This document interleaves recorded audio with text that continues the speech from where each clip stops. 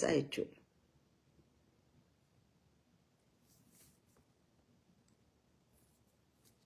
Tanaaf ummanni Oromoo ifuma isaatiif yoo falmate, ifuma isaatiif yoo ka'ee dhaabbate, ifuma isaatiif kanaan godhachuu qaba jedhee yoo godhate malee akka amma jiru kanatti tabba tokko bahuu hin danda'u. Warri gamtaa Amaaraa jala fiiguus kana daranii fiduu deeman malee kana gadi fiduu hin deeman. Amaara wajjin biyya wanni goona, faannoo wajji kana goona, faannoo wajji marii goona, Amaara wajji mootummaa kana darbinee biyya qabanna maal. Amaarri aadaa dimokiraasii hin qabu, aadaa naamusaa hin qabu, walqixxummatti hin amanu, olaantummaa amantii takka irrallee qabsaawaa fi jirruu jedhan, olaantummaa aadaa takkaatiif qabsaawaa jirra jedhan, olaantummaa afaan tokkootiif qabsaawaa jirra jedhan. Warri Amaara jala fiidaniis namni isin mormarra kaayyattanii baadhattanii Oromiyaa namni isin fiddanii Oromiyaa ganneeyxan hin jiru jechuudha. Isinis dhumaatii amma jirtu kana caala Oromoo irratti afeeruu deemtanii jechuudha. Warra odoo keessisaa banaa ganda ormaa keessa fiigu. Warra odoo ummata isaa harkaan qabne ummata ijaarame isa balleessuu deemu jala fiigu. Oro faannoo tana. Oroon faannoon tun badiin maqaasiitiin Oromoodha dhuftu talakkaa'umteen dhumne.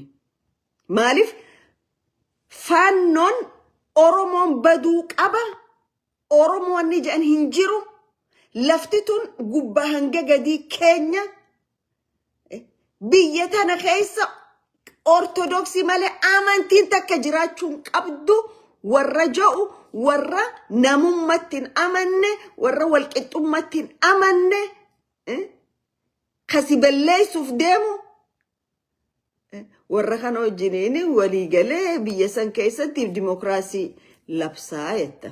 Amaarri aadaa dimokiraasii hin qabu. Itti isin amanu. Itti isin amanu. Seera akkasiitis hin beekan. Ittis bulanii hin beekan. Tanaaf warri Amaara jala olii gaffii dangan dhaabbadhaa if laala. Nuti dhugaa ummataatiin dubbadha. Dhugaa ummataa. Anaaf dhaaba siyaasaa cufa dura ummataatu naa dursaa jechuudha. Yoo ummanni kiyya jiraate dhaabni siyaasaa jiraata. Nation is first. Ummanni yoo jiraate dhaaba siyaasaa ifii fedha ijaarrachuu danda'a. Garuu ummanni yoo bade ummanni harka keetiin tolfattu hin jiru jechuudha. Aangoo teessanii jettanii, dhimma galii keessanii jettanii ummata Oromoo gatiin kafalchiisina. Maaniimne ummata Oromootti waan irra walii galtan Yurooppatti?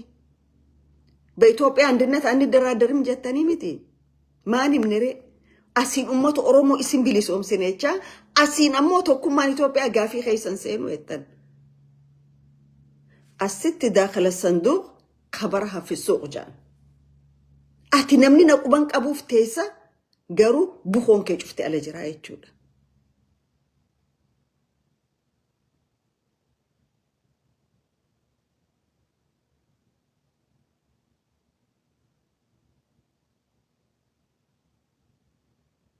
I think yeroon kun yeroo Oromoon wal dhaggeeffatu, Oromoon wal jala deemu, Oromoon maaltu narratti hojjetamu jira laalu, shiraa fi daba siyaasaa ka Oromoo irratti deemu jiru.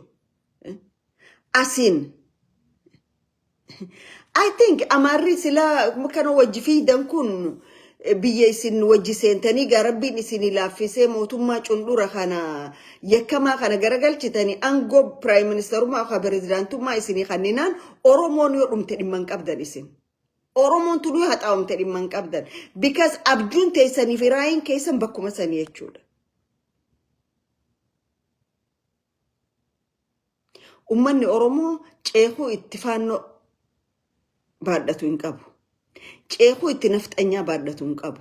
Ceekuu itti sirna du'e deebisu hin qabu. Sirna ammaa kanaa jijjiiramuu qabaa jedha ummanni Oromoodha.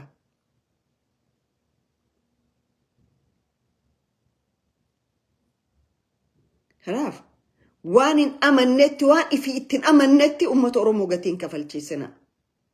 Waan ifii ittiin amannetti ummata Oromoon fixina. Ummanni Oromoo ka qabsoo godhaa tureef godhaafis jiru. hiree murteeffannaa uummata Oromootii fi eenyummaa isaa biyya isaa tawala bataateedha malee Itoophiyaa diddiigamuu deemtu suphuudhaaf miti. Hoggaa isini hammaate haalli yookaan Oromoo kan jettan yookaan maal jettan hoggaa xiqqoon jettan Itoophiyaa kan Itoophiyaa akkasii jettan. Ejjennoon qabdan waan kalee jettan arrarran deebitan akkamitti isin amanamanis rakkisaadha. Garuu ummanni isin wajji dhiichiftanii olii gad deemtan kun waan deemaniif beekan, waan barbaadan beekan, ejjennoo isaanii beekan, furtuu eenyutu nuu banuu deemaa beekan. Seenaa biyya sanii keessatti warri kaabaa ceekuu Oromoo irra bahu malee Oromoo takkaa moo hin beeku. Arrallee saniif deemaa jiranii jechuudha. Kan Oromoon isinit dhiisamoo isinitti hin dhiisu waliin ilaallaa jechuudha. An hammanumaan fiin dhufee waanuma paarlamaa kalee ja'ansanii paarlamaa booyyeessan bakka bu'oota ummataa ja'an bakka bu'oota Abiyyi Ahmad edda dubbate san na ajaa'ibe dhumaatiin Oromoo tokkoon kaane maybe jarri kun warruma dhumaatii Oromoo kana keessaa naggada qabuunsee biizinasii keessa jiraaf warruma bakka bu'oota ummataa jedhuu fi kaabne Oromiyaa caasaa Oromiyaa tana keessa dhiiga ilmaan Oromoo warra kubbaayyan naqee gurguratu harka 195 jira jechuudha. Okay. Kan komishina itti gaafatama komishina poolisoota dirreedha moo maali? Namicha amma daga addis standard irra waa barreesse. Amma gaa kana harkattanii dargaggoota lixa baha biiftuu akkuma khalixa biiftuu maqaa itti maxxansitanii fixanitti amma zoonii kanaatu isinii hafe jechuudha. Alamuudha moo eenyu maqaansaa ati calji'ituma gubboo Soomaaliin sii kannitu fudhadhu. Gubbo adareen sii kannitu fudhadhu because you are a millionaire. Okay? Atis kitaabni kee wanni ati godhu jirtu ala jira. Okay? Gubbo si kannani abalu nu hidhisiin jechuu. Gubbo si kannani abalu nurraa ariisiin jechuu. Namni sirra millionaire jiru naannawa san keessa. Itti gaafatama poolisii Oromiyaa baha jamoo itti gaafatama poolisii Harargee kajaan. Tokko environmentii naannawa saniin beeytu onni dhawata ummata saniin beeytu. Ati khabeeytu maallaqa warra Soomaaliitii fi warra jogola keessa jiru gubboo sii kannan fudhattee ilmaan Oromoo gidirsiisuudha jechuudha.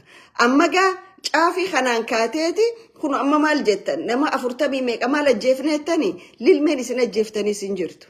Okay. Sababa kanaan ilmaan Oromoo du'aaf dhiyeessaa jirtanii jechuudha. Okay. Wanni amma miidiyaa Soomaaliit irra deemu jiru exactly waan ati godhu jiru kanaa jechuudha. Siifi miidiyaa kililii shanii wanni wali hidhu wanni ati godhu jirtuuf wanni isaan godhu jiru wal fakkaatanii jechuudha. Maaliif naannawa kanarraa Oromoota qulqulleessaa waan jirtaniif gubboon miliyoonaan si dhufti. Miliyoon shaniin poostaa keessa kaayanii si ol yaasaa jiranii jechuudha. Itti gaafatama komishina Harargee kaja'an kana. Hawaalaan Soomaalii daabshiidin qabi ta gubboo sitti ergine hin jirtu. Naannawa san keessatti waan ati godhu jirtu irraa ka'ee jechuudha.